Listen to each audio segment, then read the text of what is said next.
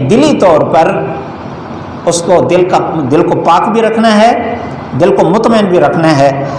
قلبی حقوق دو طرح ہیں، روحانی پاکیزگی، ذہنی سکون، یہ بیوی کا حق ہے۔ روحانی پاکیزگی کا مطلب ہے کہ اس کی تربیت کر کے اس کو دیندار بنانا، اس سے روح پاک ہوگی۔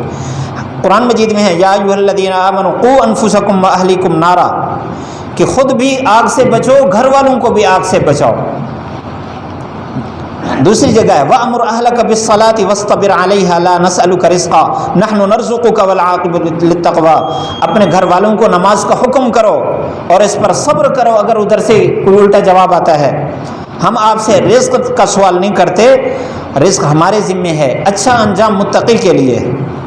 حدیث سنیے، عن ابی ہریرہ رضی اللہ تعالی عنہ قال قال رسول اللہ صلی اللہ علیہ وسلم رحم اللہ رجلا قام من اللیل فصلى وایقظ امرأته فإن ابت نازح في وجهها الماء رحم اللہ امرأة قامت من اللیل فصلت وایقظت زوجها فإن ابا نزحت في الماء، رواہ ابو داود، حدیث کا نمبر 1308 ہے۔ یعنی فرائض کے علاوہ نوافل میں بھی، مستحب کاموں میں بھی بیوی کی تربیت کرنا یہ بیوی کا حق ہے۔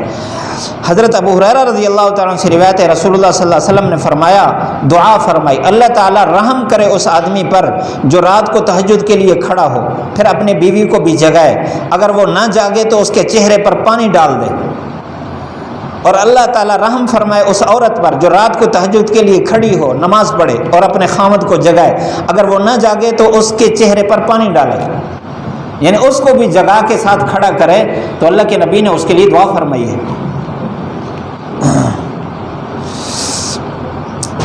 ایک تیسری روایت اسی حوالے سے، عن نواس بن سمعان قال قال رسول اللہ صلی اللہ علیہ وسلم لا طاعۃ لمخلوق فی معصیۃ الخالق، مشکاۃ مصابیح، حدیث کا نمبر 3696 ہے۔ آپ صلی اللہ علیہ وسلم نے فرمایا مخلوق کی ہرگز اطاعت نہ کرو ایسے کام میں جس میں اللہ کی نافرمانی ہو رہی ہو، اس میں بیوی کی اتباع نہیں کرنی۔ یہ تو ہیں روحانی پاکیزگی۔ ذہنی سکون کے حوالے سے جو بیوی کے حقوق ہیں، پہلی سنت اپنی بیوی کو صنف نازک اور کمزور سمجھ کر اس سے درگزر کرنا، یہ اس کے ذہنی سکون کے لیے اس کا حق ہے۔ عن ابی ہریرہ رضی اللہ عنہ قال قال رسول اللہ صلی اللہ علیہ وسلم ان المرأة خلقت من ضلع لن تستقیم لك عن طریقة فإن استمتعت بها استمتعت بها وبها عوج وإن ذهبت تقيمها كسرتها وكسرها الطلاق، رواہ مسلم، حدیث کا نمبر ہے 1468۔ حضرت ابو ہریرہ رضی اللہ عنہ سے روایت ہے، رسول اللہ صلی اللہ علیہ وسلم نے فرمایا کہ عورت کو ٹیڑھی پسلی سے پیدا کیا گیا۔ اب یہ ایک حالت پر سیدھی نہیں رہتی، اگر آپ اس سے نفع اٹھانا چاہتے ہیں تو اس کے کجی کے ہوتے ہوئے اس سے نفع اٹھائیں، اور اگر آپ اس کو سیدھا کرنے کی کوشش کریں گے تو توڑ دیں گے۔ فرمایا اس کا توڑنا طلاق ہے۔ تو کیا مطلب ہے کہ اس پر صبر کریں، وہاں تک معاملہ نہ جانے دیں۔ اور اگر بیوی میں کوئی عیب نظر آ رہا ہے تو اس میں کوئی خوبی بھی ہے، اس طرح رہنا جس سے ذہنی سکون ہو، بیوی کے لیے بھی خاوند کے لیے بھی۔ اللہ کے نبی نے ایک طریقہ بتایا ہے۔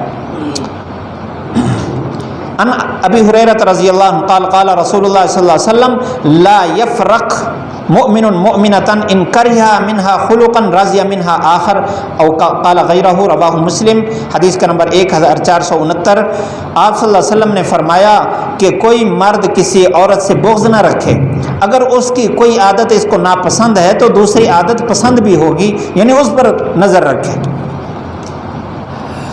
اور قرآن مجید میں بھی حکم ہے وعاشروہن بالمعروف، عورتوں کے ساتھ حسن سلوک رکھو، اگر تم اس کو ناپسند سمجھتے ہو فعسیٰ ان تکرہوا شیئا ویجعل اللہ فیہ خیرا کثیرا، اگر اس میں کوئی چیز آپ کو ناپسند ہے تو ممکن ہے اللہ نے اس میں خیر کثیر رکھی ہو۔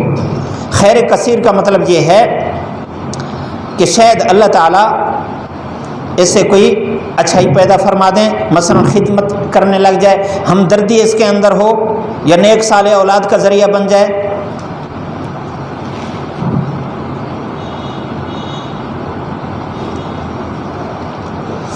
اور ایک ذہنی سکون یہ ہے کہ اگر سفر سے واپسی آئے تو عورت کو بننے سنورنے کا موقع دے اور اس کے لیے کوئی ہدیہ بھی لے کر آئے، یہ اس کے ذہنی سکون کا ذریعہ ہے، یہ اس کا حق ہے۔ عن جابر رضی اللہ عنہ قال كنا مع النبي صلی اللہ علیہ وسلم في غزوة فلما قفلنا كنا قريبا من المدينة إلى قوله فقلت يا رسول الله إني حديث عهد بعرس قال أتزوجت؟ قلت نعم. قال أبكرا أم سيبا؟ قلت بل سيبا.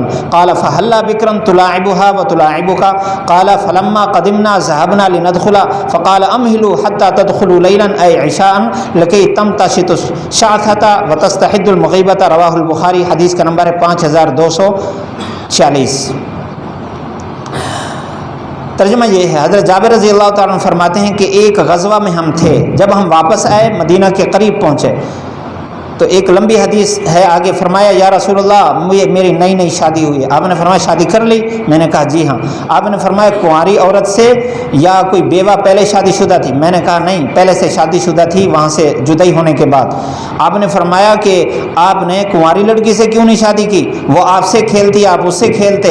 جب ہم بالکل قریب آ گئے مدینہ کے تو ہم بھاگنے لگے گھر۔ آپ نے فرمایا ٹھہرو، دن کو ادھر ٹھہرو، ابھی خبر پہنچی ہے گھر میں، تاکہ وہ اپنے سر کو کنگھی کر لے اور اپنے آپ کو صاف ستھرا کر لے۔ اس حدیث سے علماء نے کئی سنتیں بیان فرمائی۔ ایک گھر والوں کے ساتھ جائز ہنسی مذاق کرنا اور تفریح کے مواقع پیدا کرنا، یہ بھی سنت ہے۔ تلاعبک و تلاعبھا میں یہ ثابت ہو رہا ہے کہ آپ اس سے کھیلیں، وہ آپ سے کھیلے۔ دوسرا، عورت کو سنورنے کے موقع دینے چاہیے اور اسباب بھی مہیا کرنے چاہیے، لیکن اسباب میں خرچ اعتدال کے ساتھ کرنا چاہیے۔ آخری بات، یہ بھی قلبی سکون، دلی سکون کے لیے 2 سے زیادہ بیویوں کے درمیان انصاف رکھنا۔ عن ابی ہریرہ رضی اللہ تعالی عن النبی صلی اللہ علیہ وسلم من كانت له امرأتان فمال الى احدهما جاء يوم القیامت وشقه مائل۔ رواہ ابو داود، حدیث کا نمبر ہے 2133۔ حضرت ابو ہریرہ رضی اللہ تعالیٰ عنہ آپ صلی اللہ علیہ وسلم سے روایت کرتے ہیں، فرمایا جس کی 2 بیویاں ہوں پھر ان میں سے کسی ایک کی طرف اس کا جھکاؤ زیادہ ہو تو قیامت کے دن آئے گا تو اس کا ایک پہلو بھی جھکا ہوا ہوگا۔ برابری کرنی چاہیے۔ عن عائشہ رضی اللہ تعالی عنہا قالت كان رسول اللہ صلی اللہ علیہ وسلم يقسم فيعدل ويقول اللهم قسمي فيما املك فلا تلمنی فیما تملک ولا املک، یعنی القلب۔ رواہ ابو داود 2134۔ حضرت عائشہ رضی اللہ عنہ فرماتی ہیں آپ صلی اللہ علیہ وسلم تقسیم فرماتے بیویوں کے درمیان اور انصاف کے ساتھ دیتے ہر چیز برابر، اور پھر اللہ تعالیٰ سے دعا کرتے یا اللہ یہ میری تقسیم ہے جس کا میں مالک ہوں، مجھے نہ ملامت کرنا اس میں جس کا تو مالک ہے، میں مالک نہیں ہوں۔ یعنی دل کی محبت اگر کسی ایک کی طرف زیادہ ہے تو وہ میرے بس میں نہیں ہے، وہ اس کا تو مالک ہے۔ باقی ظاہری اعمال میں نے برابری اختیار کر رکھی ہے۔ اب ایسی باقی ساری چیزوں میں برابری آسان ہے۔ ایک موقع پر سفر پر جانا ہے اور سیٹ بھی ایک ہے، بیویاں 2 ہیں، اب کس کو ساتھ لے جائے؟ حدیث سنیے۔ عن عائشہ رضی اللہ عنہ زوج النبی صلی اللہ علیہ وسلم قالت كان رسول اللہ صلی اللہ علیہ وسلم اذا اراد سفرا اقرا بین نسائه فايتهن خرج سحمها خرج بها معه وكان يقسم لكل امراه منهن يومها وليلها غير ان سودة بن زمعة وهبت يومها لعائشة۔ رواه ابو داود، حدیث کا نمبر 2138۔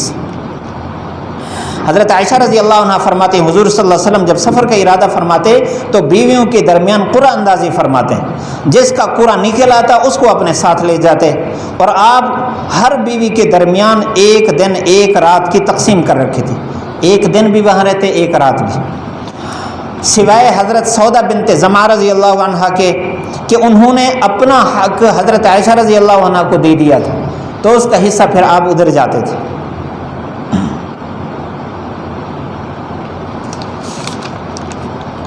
اب میں بھی تھک گیا ہوں۔